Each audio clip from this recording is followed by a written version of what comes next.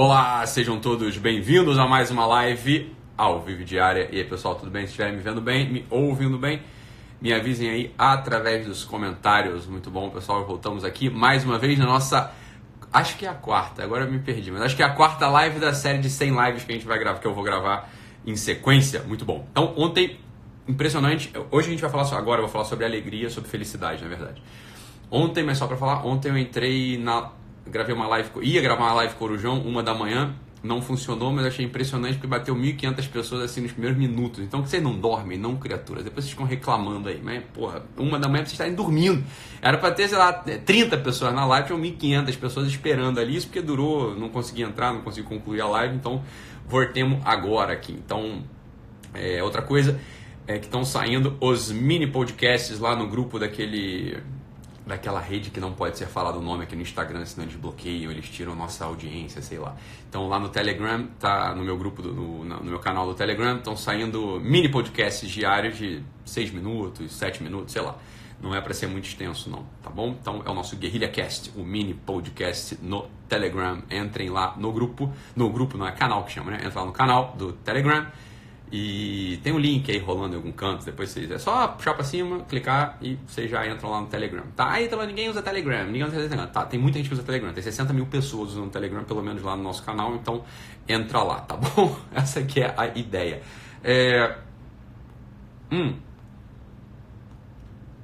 Fica comigo aqui. A gente vai falar sobre... Eu vou falar, né? Sobre alegria, felicidade agora. Mas para começar a falar sobre felicidade... Vale a pena a gente olhar para o outro ângulo da felicidade, que é aquilo que a gente costuma chamar de sofrimento, né? Então o sofrimento ele aparece muitas vezes como o inimigo da felicidade nas nossas vidas. E tem dois tipos de sofrimento que a gente precisa começar a dar as mãos agora aqui para poder entrar nessa seara, para poder entrar nesse campo aqui e entender sobre esse assunto. Tá? Então, em primeiro lugar, a felicidade é uma das coisas que todos nós desejamos, seja a felicidade material, então, né, sei lá, você ter uma vida boa, ter conforto, ter dinheiro, ter sexo à vontade, sei lá, ter comida boa, né, ter carro, tem essas coisas aí que trazem felicidade pra gente, conviver com pessoas que a gente gosta, pessoas que a gente ama, ótimo, isso aí tudo faz parte do grande sonho, do grande desejo do espírito humano de ser feliz, né? Dificilmente a gente vai conseguir conceber uma felicidade que não contemple uma dessas faces, que não tenha uma dessas notas aí na sua dinâmica. Beleza. O que acontece é o seguinte, quando a gente entra na vida adulta, na vida madura, na vida de responsabilidade, isso já aparece lá para os 14 anos, 15 anos, não é a vida adulta ainda, mas é um ensaio da vida adulta, é quando o sujeito começa a sair daquele universo infantil no qual tudo é dado para ele, então você tem pai, mãe, você tem uma estrutura ali, para a maior parte das pessoas é assim, né? Tem uma estrutura ali que garante uma série de coisas pro adolescente, para a criança, né? Então, claro, a criança ela não precisa trabalhar para sobreviver, a criança ela não precisa conquistar o afeto dos outros. Por quê? Porque você olha para uma criancinha, né? Você olha uma criancinha, mais que a criança seja mal educada, né? Uma criança seja chata, a criança seja inconveniente, seja um porre, seja um pentelho, aqueles que cuidam da criança vão se derramar sobre ela, evidentemente cuidando, enfim, mais ou menos bem, mas tem sempre um elemento ali de cuidado. A criança ela não precisa lutar para conquistar, a criança não precisa seduzir alguém, não precisa entrar naquela dinâmica de... Né? Existe uma sociologia da vida infantil que já está mais ou menos dada. A criança chega num parquinho e ela tem uma grande facilidade já de começar a conviver e tal. Quer dizer, aquilo que une as crianças, aquilo que adere as crianças num projeto é muito superficial, né? A coisa é como se já tivesse dada. As crianças elas entram num parquinho e já começam a interagir entre si e pronto, a coisa já aconteceu. Agora, na vida adulta não é assim. A vida adulta ela traz desafios pra gente e aparece um elemento ali na entrada da vida adulta, na entrada na maturidade chamada sofrimento. Isso pode muitas vezes nos paralisar, né? Essa que é a coisa. Então, existem dois tipos de sofrimento, pelo menos, que eu gostaria de falar hoje, que é para a gente poder já começar a contemplar essa realidade. Então, tem aqueles sofrimentos que tem um foco, tem aqueles sofrimentos que tem uma causa muito clara. Então, sei lá, a morte de um pai, a morte de um ente querido, que é uma experiência que todo mundo devia passar um dia para poder entrar também, né, nesse assunto da vida madura, mas hoje a gente perde poucos entes queridos. A gente tem a medicina avançada, toda aquela ciência, aquela tecnologia do urbanismo, das políticas públicas de saúde, que faz com que a gente não tenha perdido um irmão, por exemplo, de febre tifoide, a gente não perde um irmãozinho ali quando na infância de disenteria, pelo menos aqui no mundo ocidental, no nosso mundo, no nosso meio, é muito raro isso acontecer hoje em dia. Quer dizer, o assunto Olha só, minha filha, se você começar a mandar eu parar de fumar, vai embora dessa live, tá bom? Então eu não quero te ouvir, você não é bem-vinda aqui, tá bom? Elaine Barbos vai cuidar da sua vida. Fica quieta aí e ouve se você quiser, tá bom? De conselho, eu não pedi nenhum pra você, sobretudo nesse assunto aqui, beleza? Vai com Deus, não te quero aqui na live, vai embora, tá bom?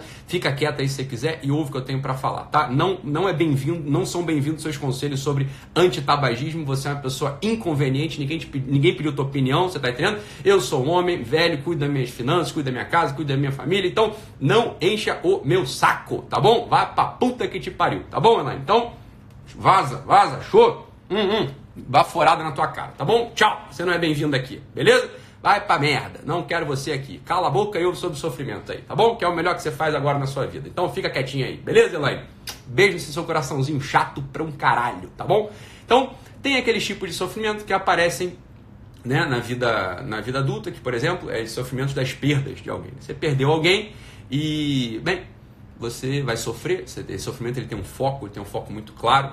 Esse tipo de sofrimento, realmente, a gente vai colocar os meios logo, né, para que a gente possa resolvê-los. Então, você tem um sofrimento ali que vem, por exemplo, de uma crise financeira. Sei lá, você está começando a tua carreira, você está começando a tua vida familiar e, de repente, aparece uma crise financeira, você vai experimentar um sofrimento que te tira o sono, você vai experimentar um sofrimento que dá uma palpitação, você vai experimentar um tipo de sofrimento que é normal do homem, é normal para o homem e para a mulher colocar os meios, né? É normal para o homem colocar os meios ali para evitar esse tipo de sofrimento, é claro, né? Esse é aquele tipo de sofrimento que a gente olha para uma pessoa que a gente ama e fala assim, porra, eu trocaria de lugar com você, né? Esse sofrimento aqui eu não queria que você tivesse, esse sofrimento aqui, eu preferia que, né, que tivesse doendo em mim e não em você. Então, às vezes, o sofrimento causado por uma doença, sei lá, a gente olha para alguém que a gente ama, olha para um filho, olha para uma pessoa que está ao nosso lado, para um parente, né, para um irmão, sei lá, e a gente fala assim, não, esse sofrimento aqui eu queria trocar de lugar com você, isso aqui, porra, eu daria tudo, eu preferia que eu estar sofrendo na minha carne, né, do que você está sofrendo. Beleza, esse é um tipo de sofrimento. São sofrimentos de causa aparente, são sofrimentos que têm ali um foco muito claro, né? Esses sofrimentos eles aparecem na nossa vida e a gente vai colocar os meios para evitá-los. Agora, tem outro tipo de sofrimento que é desse que eu queria falar hoje, que esse sim, ele pode ser o grande inimigo da felicidade, esse sim pode ser o grande inimigo de uma vida realizada, que são aqueles sofrimentos que aparecem na nossa vida meio sem, olha, sei lá, você tá ali num dia normal, numa terça-feira, como outra qualquer, numa terça-feira vulgar, você tá trabalhando, você tá no seu escritório, você tá na sua casa, você tá voltando do trabalho, sei lá, você acabou de acordar, e é como se abrisse ali a tampa de um bueiro e começasse a brotar uma água, como se você olhasse para um manancial ali, né, quer dizer, você estourou, uma fonte apareceu no meio da floresta e começou a brotar água, né, e começou a brotar água, começou, né, o bueiro começou a transbordar, e é como se esse sofrimento ele te tomasse, você olha pra tua vida e você fala assim, caralho, tá doendo, porra, eu não sei por que eu tô chorando, eu não sei por que eu tô com esse vazio, eu não sei por que eu tô com essa coisa que tá aparecendo de mim que incomoda, eu não sei exatamente por que eu tô com isso. Olha, é normal no nosso tempo hoje, as pessoas que têm isso procurarem um psiquiatra, um psicólogo, vai lá, procure eles, é evidente, eu sou psiquiatra no caso, eu atendi gente assim ao longo de toda a minha vida, né, profissional, é disso, né, sobre certo aspecto que eu vivia, no sentido de que, bem, essa era a minha vida, era isso que eu via acontecer com as pessoas, e eu posso afirmar com muita certeza que, olha só, existe uma parcela, existe uma parte desse tipo de evento que aparece, e a gente vai botar os meios também, muitas vezes você vai procurar um psiquiatra, um psicólogo, ele vai te medicar, ele vai te indicar uma terapia, ótimo, entre nesse processo, não tem problema nenhum agora.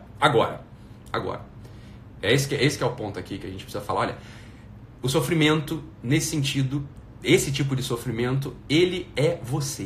Eu não sei se você entende o que eu estou dizendo aqui. Esse sofrimento que aparece, esse sofrimento que não tem uma causa aparente, bem, ele não vem de um debacle financeiro, ele não vem da perda de um ente querido, ele aparece ali quase como que uma estrutura vital. Esse tipo de sofrimento, ele de algum modo, quando a gente o rejeita, quando a gente não quer tê-lo, quando a gente de algum modo se anestesia, ou, né, pelas drogas, ou se anestesia de algum outro modo, ou a gente tenta evitar, ou a gente não está atento a ele, a gente perde uma grande oportunidade de estar na nossa vida. Esse é o ponto central da nossa história aqui. Esse tipo de sofrimento, ele aparece pra gente como uma pessoa. Ele aparece pra gente como uma pessoa que a gente tem que aprender a conviver. Esse tipo de sofrimento, ele aparece como uma pessoa que a gente tem que, de algum modo, começar a se acostumar. É uma pessoa que vai conviver com a gente. É uma pessoa que vai conviver com a gente por quê? Porque é da estrutura humana. A gente se desumaniza quando a gente não ama esse tipo de sofrimento. Isso é o contrário de masoquismo. O masoquismo é o amor à dor, a dor física quase, né? É o amor à dor física. Existe um outro tipo de desvio, de distúrbio, que é você gostar de ficar encenando sofrimentos que não existem. Beleza, isso acontece agora. O que a gente põe aqui o sentido. Esse tipo de sofrimento ele se torna insuportável quando, que alguém perguntou aqui agora, ele se torna insuportável, né, que é o que o Bonotelli está perguntando aqui. Esse tipo de sofrimento ele se torna insuportável quando a gente não entende que ele é uma pessoa que vai conviver com a gente, ele é uma pessoa que se abre dentro da gente. Isso é a gente de algum modo. A gente ganha uma amplitude nunca antes imaginada. A gente ganha uma amplitude quando a gente começa a aprender, quando a gente começa a amar esse tipo de realidade, quando a gente ama esse tipo de pessoa que aparece dentro da gente. O sofrimento, nesse sentido, esse tipo de sofrimento, ele é uma pessoa que a gente só tem uma chance. A gente só tem uma chance na vida, é olhar para essa coisa, não é aceitar. As pessoas estão escrevendo aqui, vamos aceitar o sofrimento, não aceitar. Não é aceitar. Veja bem, não é aceitar esse sofrimento, é conviver com ele. É muito diferente de aceitar. A gente não aceita uma pessoa que está na nossa casa. A gente só tem uma chance de não ficar chata a relação, de não ficar insuportável, de não ficar, desinteressante. Só tem uma chance. Se tem uma pessoa na nossa casa, a gente vai ter que conviver com ela, a gente vai ter que servir a ela, a gente vai ter que, de algum modo, amar essa pessoa. Ora, esse tipo de sofrimento que se abre dentro da gente,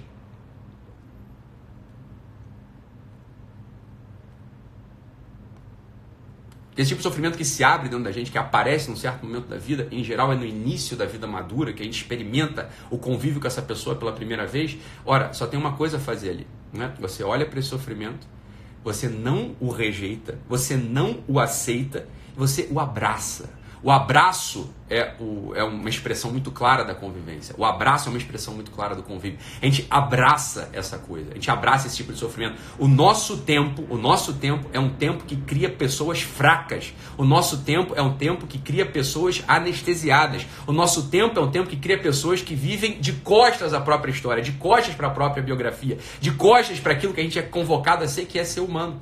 Não existe notícia na humanidade de uma pessoa que não tenha experimentado o sofrimento. Meu Deus do céu! O sofrimento, portanto, é algo constitutivo da nossa personalidade. É o constitutivo, é o que vai construir a nossa personalidade. Olha, a personalidade é aquele elemento histórico da nossa vida. É aquilo que a gente vai construindo ao longo do nosso viver sobre essa terra. A personalidade é aquilo que torna a gente, de fato, uma pessoa única, uma pessoa individual. Esse é o ponto central da história do sofrimento. Então, toda vez que a gente olha para esse tipo de sofrimento, olha para esse tipo de realidade que aparece dentro da gente, eu gosto de chamar isso de pessoa. Toda vez que a gente olha para essa pessoa, e a gente tenta aceitar simplesmente, ou a gente tenta rejeitar simplesmente, a gente está abrindo mão de um convívio que pode abrir todo um universo interior. É justamente o convívio com essa pessoa, veja bem, é justamente o convívio com essa pessoa que faz com que a gente vá ganhando robustez, vá ganhando consistência, vá ganhando, sobretudo, isso que o pessoal gosta de, hoje em dia de chamar de energia, né? Eu gosto de chamar hoje de assim, tem pessoas que são imparáveis, tem pessoas que elas são que têm uma grande energia, tem pessoas que têm uma grande vitalidade, tem pessoas que têm uma grande força de vontade. É daí que vem esse assunto. Então, quando a gente olha para uma pessoa que produz, quando a gente olha para uma pessoa que de fato vai tendo uma vida lograda, vai entrando mesmo no sentido da sua existência, você pode ter certeza que se essa vida lograda, se essa existência ela de fato tem sentido, é porque essa pessoa ela entendeu que o convívio com o sofrimento, veja, o convívio não é amar no sentido assim, masoquista da coisa, não é querer jogar sofrimento para dentro, não é isso. Mas quando a coisa aparece, você não rejeita e nem você aceita de modo passivo. Você abraça aquilo e você vai tentando não entender os motivos, você vai tentando olhar para o sofrimento, você vai tentando entender para essa parte, você vai tentando olhar para essa parte da tua história, vai tentando olhar para essa pessoa, você vai amar essa pessoa, você abraça essa pessoa, né? Você abraça essa pessoa chamada sofrimento e aquilo se torna você. Você se torna mais forte, você ganha robustez, como eu disse, né? Você ganha uma consistência vital. Essa é a história. Ora, é justamente dessa realidade que vem toda a capacidade de fato de você entrar no sentido da tua vida. É daí que vem aquela história do Viktor Frankl, né? O Viktor Frankl ele põe exatamente isso. Olha, qual que é o segredo para o sentido da vida? Qual que é o segredo para o sentido da vida? Né? Amar uma pessoa, servir a um ideal e aceitar o sofrimento inevitável da vida. Aceitar o sofrimento inevitável da vida, muitos comentaristas, muitos inclusive professores da logoterapia, que é do Viktor Frankl, colocam esse sofrimento como aquelas coisas mais triviais. Como, por exemplo, né, sei lá, tô esperando o ônibus aparecer no ponto, tô aqui esperando o busão, aí o busão vem cheio. Nossa, que sofrimento. Eu vou me atrasar pro trabalho, eu vou ter que ir igual uma sardinha enlatada pro meu trabalho, né? Preste atenção, não é desse sofrimento que o Viktor Frankl está falando. Isso aqui nem tinha que entrar. Preste atenção nisso aqui. Esse tipo de coisa que acontece, hoje está muito quente, aí eu estou suando demais, né? E estou muito incomodado. Né? Isso é um sofrimento. Fala, para com isso. Isso é coisa de gente feita de geleia. Isso é coisa de Maria Mole. Isso é coisa de gente que, porra, não tem consistência nenhuma. Você vai realmente reclamar do calor. Porra, meu filho, existe calor desde que o mundo é mundo. Existe frio desde que o mundo é mundo. Existe topada, né, na pedra quando você tá descalço desde que você tem 5 anos de idade. Isso não é sofrimento, porra. Isso aqui é coisa que acontece, você tá entendendo? Isso não é sofrimento, francamente falando. Essas coisas não são sofrimento. Não é disso que o Viktor Frankl tá falando. Então, veja. Os próprios sujeitos, os próprios comentaristas, os próprios professores de logoterapia que ensinam que esse é o sofrimento inevitável da vida do qual o Viktor Frankl está falando, as pessoas não têm absolutamente nenhuma dimensão do que é o ser humano. As pessoas não têm absolutamente ideia nenhuma do que é a existência humana. As pessoas, no final das contas, elas estão validando, elas estão estimulando esse coitadismo no final das contas, né? Essa fraqueza vital. Fala, porra, porque esse que é o ponto, se você coloca esse tipo de realidade chamada simplesmente vida, né? Esse tipo de realidade dá uma topada na pedra, né? Ralar o ombro no muro de chapisco, tropeçar e fraturar uma clavícula. Se você chama isso de sofrimento, fala, meu filho, porra, mas você fez de quê? Para pra pensar. Esse que é o ponto, ó. O pessoal fala essa história, né? Então você tem 6 filhos, porra, nossa, deve ser muito difícil, um monte de criança chorando. Meu filho, difícil. Como assim difícil? A gente vive num momento da história humana com mais recurso material. Você tem fralda descartável, você tem papinha Nestlé, você tem micro-ondas, você tem, porra, ar-condicionado no quarto, você tem lençol, porra, de algodão, você tem um monte de coisa. A gente tem um monte de coisa hoje. Para pra pensar, isso que é história, para pensar na história do teu bisavô, do teu tataravô, que foi pra guerra, você tá entendendo? Foi um sujeito que foi pra guerra, foi lutar. Você para pra pensar na história daqueles homens que forjaram, que construíram a Europa. Não tinha porra nenhuma, não tinha luz elétrica, não tinha anestesia, não tinha merda nenhuma, era tudo era arranhão e topada. A vida inteira desses sujeitos era arranhão e topada. Você para pra pensar nesses sujeitos, eles iam parar no Instagram e iam ficar botando assim, pô, chateado, a vida tá difícil, perdi não sei o que, chateado, a vida, para com isso. Isso não é sofrimento. Entenda de uma vez por todas. Isso é a dinâmica mesma da vida. Isso é coisa que acontece, isso não é nada. Você tá entendendo? Eu não estou invalidando a tua topada, não estou invalidando a tua clavícula fraturada, não estou invalidando nada disso. Só estou reposicionando essa coisa. Ou a gente assume uma postura vital de que isso se chama vida, isso é vida, você tá entendendo? Então, assim, é uma porta que emperrou. Porra, eu não consigo fechar a porta do meu banheiro. Nossa, que sofrimento. Meu Deus do céu, a porra da lâmpada queimou. Nossa, que sofrimento. Porra, você é feito de quê? Mas você é feito de quê? Ó, hoje é o dia de olhar para a realidade e entender que a realidade ela é feita de contrariedades e de facilidade. Isso não é sofrimento ainda. Para pra pensar, isso não é sofrimento ainda. Isso é o que a Carol acabou de falar pra gente, isso é distorção do real. Isso é distorção da realidade. Exatamente, Carol. Isso é exatamente, Carol. Isso é distorção da realidade, né? Então, toda vez que a gente pegar reclamando, e é por isso que naquela frase, né, trabalhe, sirva, seja forte, e não encha a porra do saco. O que é o não encha a porra do saco? O não enche o saco é com um carinho enorme, é com um carinho de irmã, é com um carinho de pai que eu falo isso pra você. É com carinho de irmão, é com carinho de pai que eu falo isso pra você. Não enche o saco. Não enche o saco. Tudo na vida das pessoas hoje é uma ferida aberta, é uma chaga aberta, né? É como eu falei, tudo é arranhão e topado. Porra, meu filho. Você tá achando que a vida é feita do quê? Você tá achando que você é feito do quê? Essas coisas acontecem. As coisas acontecem o tempo todo. E a gente pode até, inclusive, expandir um pouco. A gente pode expandir um pouco. Falar, crise financeira. Crise financeira. É assombrosa a história da grande crise de 29. É assombroso. Mas é assombroso quando você lê os relatos da grande crise, da grande depressão de 29, né, que acometeu as bolsas americanas, etc. E você vê aquela epidemia de suicídios que aconteceram em sequência, o sujeito ter perdido dinheiro. Você perdeu dinheiro. Você perdeu só dinheiro. Mas quem falou que você ia ter dinheiro na vida? Você está entendendo? De onde é que veio a ideia louca, a ideia alucinada de você achar que ter dinheiro ou não ter dinheiro é a substância mesmo da tua vida? Mas isso é uma ideia alucinada. Isso é uma ideia alucinada. Veja, É coisa pra parar pra refletir mesmo. Assim, é só crise financeira, meu filho. É só falta de dinheiro. E a gente tá num tempo, inclusive, que você tem um sistema bancário muito eficiente que te empresta dinheiro. E se você não paga ao sistema bancário, só acontece uma coisa. Só acontece uma coisa, ele vai ficar te ligando e cobrando. É só isso que acontece. Assim, ó, é telefone. Aqui, ó. Alô? Oi, é do Itaú? É, eu sei, eu tô devendo. Eu não vou pagar. Pronto. Tocou de novo. Oi? Ah, é do Bradesco? Eu sei que eu tô devendo. Eu peguei dinheiro emprestado justamente porque eu não tenho dinheiro emprestado. Se eu tivesse dinheiro, eu não tinha pegado emprestado. Quando eu puder, eu pago. Tchau, beijo. Pronto. É assim que faz. É assim que faz. Ó, se eu te contar o número de vezes que na minha vida, eu não sou muito velho, mas bem, eu entrei na vida cedo, por assim dizer, né? A quantidade de vezes na vida que eu quebrei, que eu não tinha, assim, ó, eu não sei se vai ter dinheiro. Eu não sei se vai ter dinheiro.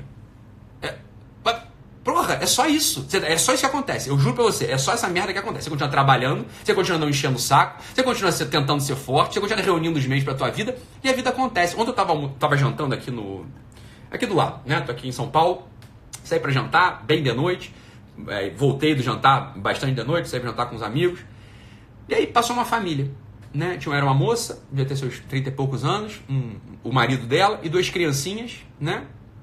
E aí a moça contou uma história, falou, olha, eu tô aqui, né, não tenho dinheiro para me hospedar, a gente tá mal, tá quebrado, você consegue me dar um dinheiro para eu passar a noite, para eu voltar lá para minha cidade, passar a noite?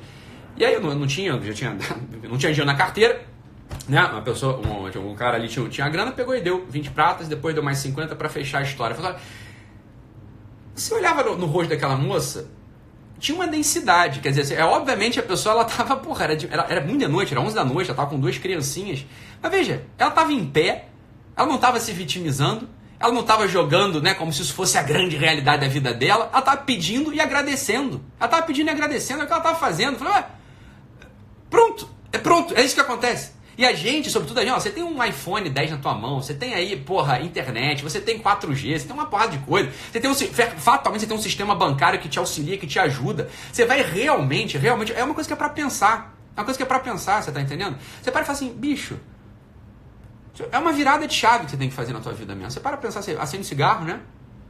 Ao contrário do que a Elaine quer que a gente faça, vai embora, Elaine, tchau, Elaine. Você acende cigarro, né? Para e pensa assim, e se eu não pagar? E se eu não pagar o Itaú? O juro vai crescer. Mas depois a gente renegocia essa porra. Essa porra até caduca.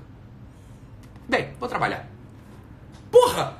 Você vai ficar se preocupando com uma coisa que não tem solução? Essa aqui é a coisa, né? Isso não é, veja bem, isso não é nem aceitar a realidade, não é nem fuga, não é nada. Isso é vida normal. Assim, ó, fiquei brincando, vocês sabem que eu fiquei meio doente esses dias aí, e aí fiquei brincando com você, botei até um poema do Antônio Lobo Antunes, era muito engraçado aquele poema, né? Todos os homens gripados são maricas, né? Todos os homens gripados, todos os homens com febre são maricas. É genial, né? É um sujeito doente, é um poeta, na verdade é um escritor português que tem pouca obra poética dele, mas ele fez um poema muito engraçado, é muito engraçado mesmo. Não sei se vocês viram ou não, botei o link aqui. Sujeito com febre, o mundo tava gripado, o mundo tava acabando, né? Ó, Lourdes, tu não vales nada, ó, Lourdes. O cara morrer achando que era coisa grande, mas óbvio que é uma piada, óbvio que é uma paródia. Eu fiquei gripado, doente, você faz o quê? Você não faz nada. Você espera passar, você vai fazer o quê? Você continua trabalhando na medida que dá e pronto. Você vai chamar isso de sofrimento? Você vai chamar uma gripe de sofrimento? Olha, francamente falando, eu estive em Portugal esses dias, olhei ali pro Tejo, pro grande rio, né, do qual saíam as naves, saíam as embarcações que foram conquistar, né, o sangue do povo descobridor, o sangue do povo português, um sangue maravilhoso, o povo que foi descobrir, foi enfrentar os dragões do horizonte com o ânimo do bom Deus. Aquele sujeito, você para pra pensar o que esses caras enfrentavam. Os caras ficavam sem comer 4, 5 dias. Era mão rasgada daqueles cabos das naus, era sol queimando o couro deles, era a falta de esperança de rever a família. Você para pra comparar essa vida soft que a gente tem no século XXI, essa vida soft que a gente herdou. Você para pra comparar isso com a vida, porra, não precisa ir muito longe, você não precisa voltar no século XVI, volta, porra, recua 40, 50 anos. 50 anos, para pra pensar na vida do teu avô. Para pensar na vida do teu avô, cara. A vida do teu avô, presta atenção, era uma vida normal. Você para pra pensar que se teu avô tá reclamando que o ônibus atrasou. O teu avô, ele andava 12 quilômetros para ir trabalhar todo dia e jamais pensou em reclamar sobre... Ele não era possível para ele reclamar sobre isso. Isso era a realidade dada. Assim, eu não tô reclamando, é que não dá para reclamar sobre isso. Isso aqui é vida, porra. Isso é vida. Então é daí que vem aquele assunto. Fala, trabalhe sim, seja forte e não enche o saco. O não enche o saco é essa instalação na vida real. Isso é coisa que você tem que meditar hoje. Então assim, caralho, eu tô reclamando de uma porrada de coisa que tá acontecendo comigo aqui que não é nem sequer sofrimento ainda. Isso não é nada. Isso é só a vida real. Não ter dinheiro é vida real. Você dar uma topada é vida real. Você ficar gripado é vida normal. Isso é vida, isso é normal. Isso é normal. Isso não é nada que tá acontecendo. Mas francamente falando, não é nada.